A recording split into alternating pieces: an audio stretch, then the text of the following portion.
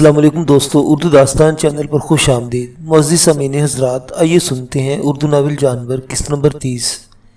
मुअज़्ज़िज़ सामीन, आपसे उम्मीद की जाती है कि वीडियो को लाइक करें और चैनल को भी सब्सक्राइब कर लें, शुक्रिया। बिली ब्रांट की प्राइवेट विला के ये मेहमानदारी वाले कमरे किसी भी 5 सितारा होटल की तरह आरामदेह और पुरआसाइश सामान से और सहूलतों से लैस थे, मगर मैं कोई 2 घंटे तक पड़ा बराबर जागता रहा और काक्सिस बाजार से शुरू होने वाली इस साजिश के ताने बाने पर गौर करता रहा, जो बज़ाहिर सादा और यकरुखी से लगती थी, मगर जिसके जाल किसी हज़ारपा इफरीत की तरह फैले हुए लग रहे थे। बंगाली बदमाश बाजलर के साथ जग में कबाइली का बेटा रामल रोज़े अव्वल से शरीक था, और अब इस रावल के वास्ते से यहाँ बर्मा में नामालूम कितने और कैसे कैसे जराइम पेशा लोग भी शामिल हो गए थे। अगर इस शख्स बिली ब्रांट के कारिंदों पर भरोसा किया जा सकता है और कोई वजह नहीं है कि भरोसा न किया जाए, तो हम जो तेज़ कदम और बेअकल बनकर चल पड़े थे, अब ज़ुबा मियाँ के आसपास फैली टंबर जायदादों या सरकारी ज़ख़ीरों में इस रचना को ढूंढने निकलेंगे, जिसकी वजह से बेचारी रुखसाना भी फंसी हुई थी। मैं रचना के बारे में सोचता हुआ सो गया। मैंने ख्वाब में से देखा, कभी सांप की जोन में और कभी इंसान की। वो मेरे साथ कभी जंगल के शेर के साथ और कभी शेर अली बंगश के साथ जंगली रास्ते तय करती दिखाई दी। एक बार मैंने ये ख्वाब देखा कि वो 5 स्टार होटल जैसे कमरे में मेरे बेड पर बैठी है। टेलीफोन की घंटी बजती है और रचना फ़ोन उठाती है, मगर सुन रही है और घंटी बजे जा रही है। वो बात भी कर रही है और घंटी बराबर बज रही है। मैं चौंक उठ बैठा, बिस्तर के बराबर रखा फ़ोन बजे जा रहा था। किसी ने अमरीकी लहजे में कहा, लीजिए ये आपका दोस्त आपसे बात करेगा। फिर वही लड़की किसी और को ज़ोर ज़ोर से पुकारते फ़ोन के आस पास आने को कहने लगी। ज़ोरदार आवाज़ से दरवाज़ा खुला और तेज़ फवारे से पानी से बरसने की आवाज़ें आने लगी। कोई बहुत पुरजोश अंदाज में गुनगुना रहा था, बिंतुदा बिंतुदा लाक चानवरगा, ओ बिंतुदा। जाहिर है ये अनहद सिंह था, अभी शावर ले रहा था। इसके साथ ही अमरीकी चीते ने पक्के है खम आन करके इसे फिर बुलाया, तो शावर बंद हुआ और सूसू करता अनहद फ़ोन के पास आता सुनाई दिया। अमरीकी चीते ने इसे सर्जिश की कि वो कुछ ऊपर लेकर क्यों नहीं आया, सर्दी खा जाएगा। अनहद ने चीते की मदद से कोई इलाज कर लेने का इरादा जाहिर किया और एक फजूल सी बात कही और घोड़े की तरह ही निनाता हुआ बोला, हेलो शेर खान, उठ मेरे यार, शावर ले ले तू भी, असी 10 मिनट में ब्रेकफास्ट करने वाले हैं। मुझे हैरत हुई, सुबह के 3 बजे हैं, इस वक्त कैसा नाश्ता। कहने लगा, कोई खबर सुनाने वाला है बिली ब्रांट, इसने थोड़ी देर पहले ही फ़ोन करके अनहद सिंह को उठाया है। अनहद ने फ़ोन रखा तो मैं नींद में भरा लड़खड़ाता हुआ शावर में दाखिल हो गया। हैरत की बात थी, जो दोनों बंदे रात में देर तक मैनोशी और दूसरे मशागिल में रहे, वो पूरी तरह बेदार थे और मैं नींद में ऐसा धुत हो रहा था कि कोई मैं ख्वार होगा। 10 मिनट बाद हम खाने की मेज़ पर थे, बिली ब्रांट और अनहद, ब्रांट का मैनेजर और मैं। ज़बरदस्त काफ़ी हल्के फुल्के नाश्ते पर ब्रांट के मैनेजर ने बताया कि हमारे तीनों एजेंट इस वक्त ज़ुबर मियाँ सलडी के मज़ारों के मेस में हैं। इस शेडमिन के साथ वो 2 हिंदू बाप बेटे भी हैं, जिन्होंने ज़ोबर के जंगली रेस्ट हाउस के उस तरफ जाने वाले कच्चे पहाड़ी रास्ते पर फरार होती स्टेशन वैगन देखी थी और ये कहा था कि वैगन में कोई फैमिली थी। मुझे फ़ौरन वो मजबूत और वाज़ेह शहादत याद आ गई, जिससे तय हो गया था कि अगवा करने वाले ज़ोबर स्टेट से आगे पाइनवुड वालों की तरफ गए हैं। मुझे जंगली रेस्ट हाउस में किसी के रुकने और चाय बनाकर पीने की काफ़ी शहादतें भी याद आई। बिली के मैनेजर ने कहा, सर वो दोनों बदमाश बाप बेटा एकदम झूठे और 100% फ्रॉड हैं। हमारे एजेंटों ने थोड़ी देर में इनसे सब कुछ उगलवा लिया है। रेस्ट हाउस में आग जला के खुद उन्होंने ही चाय बनाई थी और झूठे इशारे छोड़े थे। बिली ब्रांट ने मेरी तरफ घूर के देखा, आपको मोंगली स्टेट से आगे और आगे भेजने भिटकाने के लिए इन फ्रॉड बाप बेटों को तैयार किया गया था। जितनी देर में हम नाश्ता करके ज़ुबर मियाँ की स्टेट में जाकर बाप बेटे के शर्फ़ी मुलाकात बख्शेंगे, इतनी देर में मेरे तीनों कारिंदे अपनी मुशक्क़त और तरकीबों से इन्हें और भी दरम और तैयार कर चुके होंगे। हमें उम्मीद है कि आज का सूरज निकलने से पहले इस राज पर से पर्दा उठ जाएगा कि वो लोग जिन्होंने तुम्हें गलत रास्ते पर डालने के लिए इतनी मेहनत की और पैसा खर्च किया, आखिर खुद कहाँ है। बिली ब्रांट का अपने कारिंदों की लियाकत पर फ़ख्र और एतमाद गलत नहीं था। वो वाकई बड़े टफ और बिलाशुबा तेज़ काम करने वाले एजेंट थे। आधे घंटे में नाश्ते से फारिग होकर हम बिली ब्रांट की 3 विलाओं के पीछे से बने हेलीपैड पर आ गए। अमरीकी स्याह चीते के सिवा बिली की मेज़बानें नींद और शराब के टूटते खुमार में हल्के फुल्के लहरासी रही थी। बैरूत वाली बीबी रेबिका का अनहद सिंह को इतना बाहोश और मुस्तैद देखकर हैरान हुई थी। कहने लगी, मैंने मिस्टर सिंह को रात में जिस तरह पीते देखा था, तो इसके बाद तो मैं समझ रही थी कि दिन निकलने के बाद भी 5-7 घंटे तक खुमार में रहेंगे, मगर अभी 3:30 बजे हैं और बकौल किसे ये मुनसिफ की तरह बाहोश और मुस्तैद हैं। अनहद ने कहा, बीबी हम तरखान लोग हैं, सच्ची लकड़ी को और औखे टाइम को देखकर खेल जाते हैं और फैसला कर लेते हैं कि वक्त शराबे पी के उलटने पड़ने के रहने का नहीं। تو بس اس لیے چوکسی کے ساتھ حاضر ہو گئے ہیں۔ امریکی چترے میں رخسار پر اور بی بی بیروت نے اسی طرح پیشانی پر پیار کیا۔ چلتے ہوئے پرنسس کنتی نے مجھ سے مصافحہ کیا اور اسی طرح اپنی لمبی مخروطی انگلیوں سے میری ہتھیلی کھجائی اور آنکھ دبا کے ایک اہم بازاری اشارہ کیا۔ دھیرے سے بولی، کبھی کسی اچھے موسم میں خان تجھ سے ملاقات ہوگی، میرا دل اندر سے بول رہا ہے۔ میں نے رخصت ہوتے ہوئے اس سے پوچھا کہ بی بی کنتی جی، دل ہے تمہارے پاس یا بس یہ کوئی بٹوری بدن ہی بدن ہے؟ اور یہ کہتے ہوئے انہد اور بلی برانٹ کے ساتھ برانٹ اسٹیٹ کے ہیلی کاپٹر پر سوار ہو گیا۔ زبر میاں کے علاقے میں ہم لوگ کم و بیش اس وقت پہنچے جس پر سیکورٹی پوسٹ پر زبر میاں کے ماموں صاحب کو تہجد کی نماز پڑھتے دیکھا تھا۔ ہم مزدوروں کے میس والے شہر سے کچھ فاصلے پر درختوں سے صاف کیے ہوئے خطے میں اترے۔ میں نے ہیلی کاپٹر سے اترنے سے پہلے دیکھا کہ شب برات میں جلتے چراغوں کی طرح ایک دائرہ چراغوں کا جنگل کے اندر اندھیرے میں نظر آ رہا تھا۔ پاس ہی ایک تیز ٹارچ لائٹ خاص ترتیب سے جلائی اور بجھائی جا رہی تھی۔ شاید پائلٹ نے چراغوں کے بیچوں بیچ رہتے ہوئے کاپٹر اتارا تو پنکھے پیدا ہونے والی زبردست جھونکوں نے سب چراغ بجھا دیے، مگر جگہ سمجھ میں آ چکی تھی۔ پھر ہیلی کاپٹر کی سرچ لائٹ نے وہ دائرہ بھی روشن کر دیا۔ ہم آرام سے اتر گئے۔ ہیلی کاپٹر سے اترے تو ہم نے اندھیرے سے نکل کر آتے بلی برانٹ کے کٹ تھروٹ تینوں کارندوں کو دیکھا اور اس طرح سوٹ پہنے تر و تازہ اور مستعد ٹارچیں چمکاتے ہوئے اپنے باس اور باس کے مہمانوں کے استقبال میں جھک کر اور ایڑی بجا بجا کر سلام کرتے آئے۔ بلی نے ان کے سلام و جواب کے جواب میں ایک مختصر جملہ کہا، گڈ ورک، مطلب خوب کام کیا۔ بعد میں پتہ چلا کہ اس شاباش کا مطلب تینوں کے لیے بھاری نقد انعام بھی تھا۔ وہ اپنے باس سے اپنی تعریف سن کر اندھیرے میں مسکرائے بھی ہوں گے، مگر یہ فمانچی مسکراہٹ ہوگی۔ اکیلی سڑک پر اس طرح مسکراتے ہوئے ایک آدمی کو بھی اپنے مد مقابل کو دیکھ کر کسی بھی سمجھدار آدمی کو پوری طرح چوکنا ہو جانا چاہیے۔ وہاں تو 3 آدمی تھے جو مسکرا رہے تھے۔ برانٹ کے یہ ایجنٹ اپنے باس اور مہمانوں کو جنگل کے عارضی ہیلی پیڈ سے مزدوروں کے میس تک پہنچانے کے لیے زوبر ٹمبر اسٹیٹ کا ایک ٹرک پکڑ لائے تھے۔ انہوں نے یہ ٹرک شیڈ کے پاس میکینیکل شاپ سے چرایا تھا۔ وہ اسے چابی کے بغیر کسی طرح سٹارٹ کر لائے تھے۔ ہم ٹرک پر سوار ہوئے، اس وقت بھی وہ سٹارٹ ہی رہا تھا۔ کوئی 15 منٹ میں ہم ورکرز میس کے شیڈ کے سامنے پہنچ گئے۔ اس شیڈ کے سامنے ٹیوب لائٹوں کی سفید روشنی میں والی بال کوٹ کے ایک کھمبے کی جڑ میں ٹاٹ کی بوریوں کا ڈھیر سا پڑا تھا۔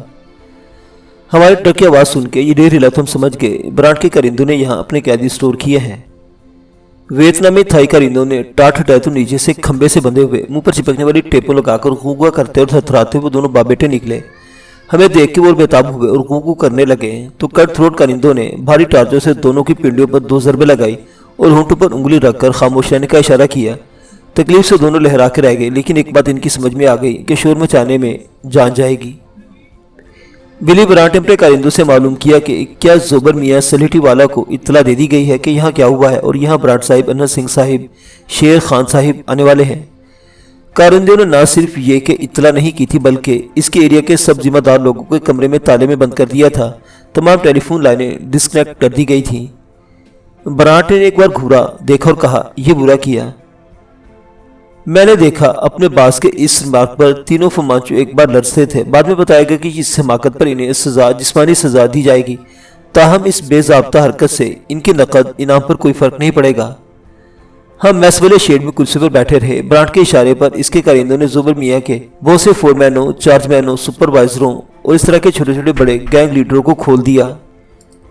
سب کو میس میں جمع کیا۔ پہلے تو وہ بیچارے سمجھے کہ ڈاکہ پڑ رہا ہے، مگر جب انہوں نے 2 پڑوسی اسٹیٹ مالکوں کو دیکھا تو جان میں جان آئی۔ بلی برانٹ نے اپنی کام چلاؤ برمی زبان میں بتایا کہ ادھر ڈاکہ ڈالنے والے، اغوا کرنے والے ایک جتھے کو پکڑنے کے لیے کارروائی کی گئی ہے۔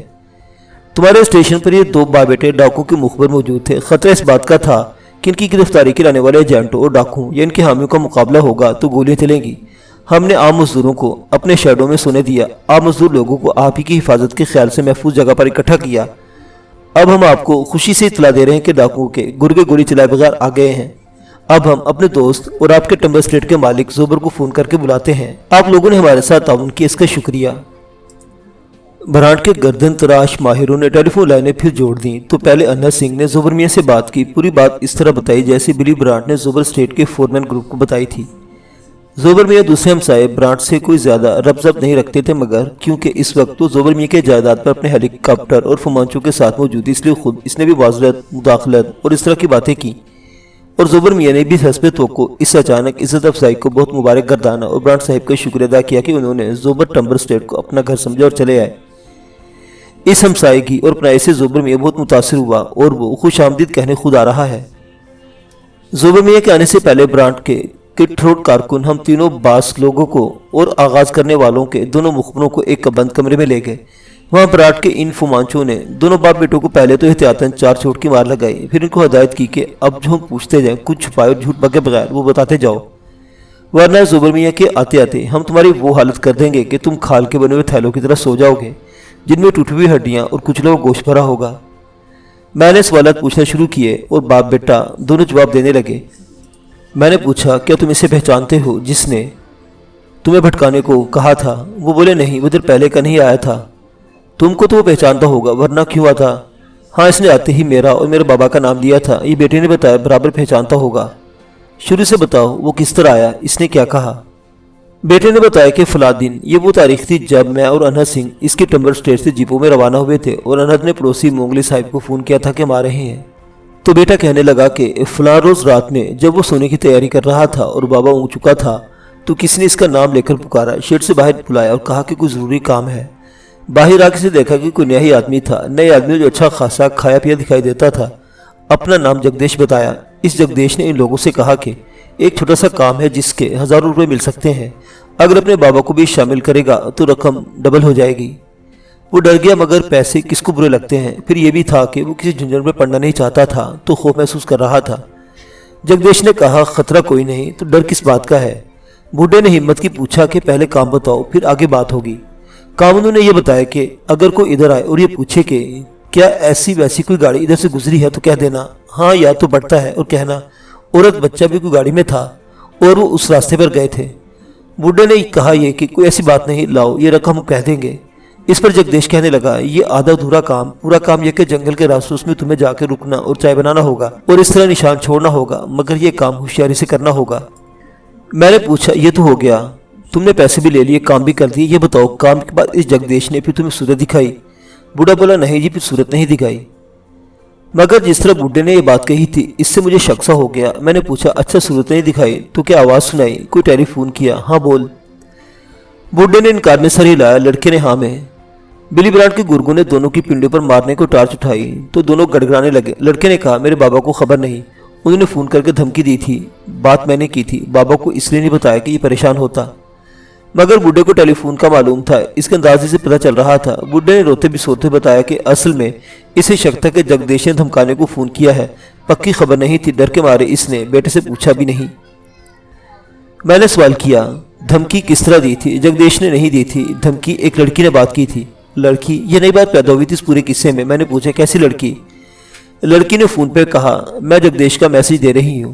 ٹھہرو ٹھہرو، میں نے اسے روکا، کیا اس نے یہی کہا تھا میسج، برمی بات یا پیغام کا لفظ نہیں کہا تھا، انگریزی لفظ کہا تھا؟ ہاں جی یہی کہا تھا، انگریزی لفظ۔ خوب، آگے بتاؤ، آگے کیا کہا؟ بس جی، آگے اس نے کہا کہ جگدیش کہتا ہے کوئی لوگ تم سے کچھ پوچھنے آ رہے ہیں، وہ دشمن ہے، اگر تم نے ذرا سا بھی کچھ بتایا تو جگدیش تمہیں زندہ نہیں چھوڑے گا، دونوں کو۔ بس؟ ہاں بس۔ پھر اس نے فون بند کر دیا۔ تم ڈر گئے؟ لڑکی کی بات سے ڈر گئے؟ کیا کرتا، وہ لگتا تھا وہ لڑکی نہیں ہے، جگدیش خود آواز بنا کے بول رہا ہے۔ مجھے اس بات سے بھی ڈر لگا تھا کہ وہ موٹا جگدیش ادھر ہی کہیں قریب میں ہے اور آواز بنا کر دھمکا رہا ہے۔ آواز بنا رہا تھا، اس کا شک کیسے ہوا؟ جیسے وہ آدھے مرد آدھے عورت آواز میں لہرا کے ہاں کرتے ہوئے اس کی نقل کرتا تھا، کہتا تھا جگدیش زندہ نہیں چھوڑے گا۔ ہاں، میں نے کہا یہ ہاں پھر کہو۔ اس نے پھر خسرو کی طرح ہاں کہا۔ بیک وقت میں نے انہد کی طرف دیکھا، انہد نے مجھے دیکھا۔ انہد نے کہا انکل مونگلی کا مالشیا خسرا مونگجو۔ میں نے ہاں میں سر ہلایا۔ بلی براٹ نے کہا میں نے مونگلی کے نوکر اس آدھے مرد آدھے عورت کو دیکھا نہیں، ایک بار وائرلیس پر اس کا میسج ریسیو کیا ہے، وہ ہاں کو اسی طرح لہرا کے کہتا ہے وائرلیس؟ ہاں، کبھی کبھی سسٹم چیک کرنے کے لیے مونگلی اسٹیٹ کو کھڑکھڑا دیتا ہوں۔ اس پورے علاقے میں یا تو ایک مونگلی ٹمبر اسٹیٹ والوں کی پرائیویٹ سیکورٹی فرم ہے جس کے پاس وائرلیس سسٹم ہے۔ ذہن میں جیسے بلب روشن ہو گیا۔ انہد کا دوست سیکورٹی فرم کا چیف سیکورٹی افسر جس نے تمام سیکورٹی چوکیوں سے وائرلیس پر رابطہ کیا تھا اور بھاگنے والے اسٹیشن ویگن کا پتہ اٹھانے کی کوشش کی تھی، اس کا تفتیش کا رخ کس طرف تھا، یہ کسی نے وائرلیس پر اس کے پیغامات کو سن کے جان لیا۔ جب ہی پیش بندیاں کر لی تھی، ایک بار بلی برانٹ نے اپنے کارندوں کو وائرلیس پر ہدایت دی تھی کہ زبر میاں کے ملازم باپ بیٹے سے پوچھ گچھ کرو، یہ بھی کسی نے اپنے وائرلیس ریسیور پر سن کر جان لیا تھا اور پھر باپ بیٹے کو فون کر کے دھمکی دی تھی کہ کوئی لوگ تم سے کچھ پوچھنے آ رہے ہیں، وہ دشمن ہے، اگر تم نے کچھ بتایا تو سمجھ لینا۔ ہاں، یہ دوسری بات، تو یہ جانے والا کون تھا؟ दोनों बातों से एक ही तरफ इशारा हो रहा था। मोंगजू, वो जिससे जगदीश मोटे को भेजा था, ये मोटा इसका कुक दोस्त होगा जिसकी बेटी जंगल में बांस की कोंपलें इकट्ठी करने जाती है और इसके पीछे पीछे मोंगजी खुसरे का फर्स्ट कजन जाता है, वही जो रंगून में फिजियोथेरेपी सीखने वाला है। मैंने अनहद से कहा, दोस्त जो कुछ है तेरे हमसाये मोंगली की जायदाद है और मोंगजू खुसरे के इर्द गिर्द है। बिली बराट ने अपनी खतरनाक थाई, वियतनामी, चीनी बर्मी गले तराशों से कहा कि वो दोनों को जाने दो और तेजी के साथ तीनों जाकर हेलीकॉप्टर में बैठो। जुबर मियाँ के आने का वक्त हो गया है। 5-7 मिनट बाद जुबर आ गया, अपने साथ अपने कुत्ते और मिंजू डाक कीपर को लाया था।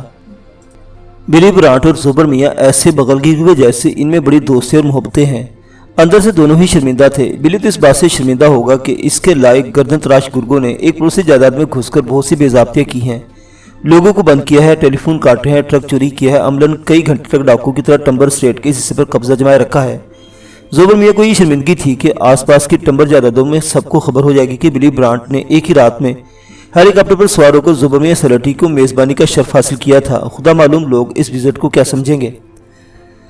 अनहद सिंह और मैं भी जुबर मियाँ से बगलगीर हुए। अनहद ने फौरी तौर पर जुबर मियाँ से इस बात की माफ़ी मांगी कि इसी ने बिली साहब को मजबूर किया था कि वो जुबर स्टेट में अपने कारिंदे भेजे।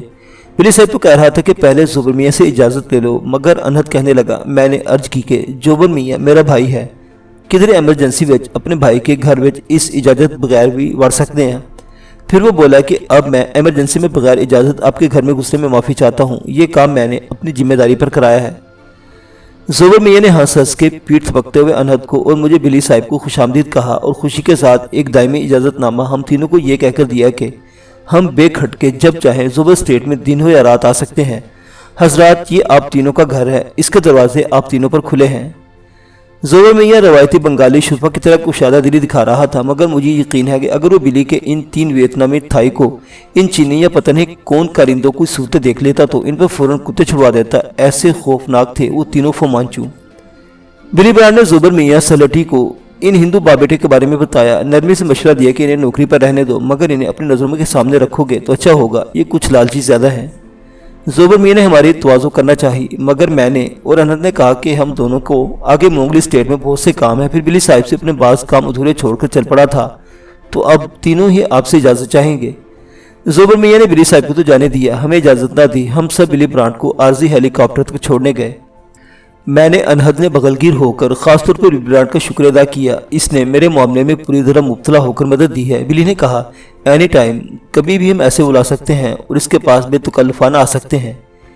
बिली ब्रांट के जाने के बाद वही वर्करों के मेस में हमने फौरी तौर पर एक जंगली हल्का नाश्ता किया और जुबर मियाँ को बताया कि मोंगली स्टेट में हमारा टारगेट है और मोंगजू खुसरा हमारा वो नामालूम दुश्मन है जो अगवा करने वालों की मदद कर रहा है या खुद इसने अगवा किया है।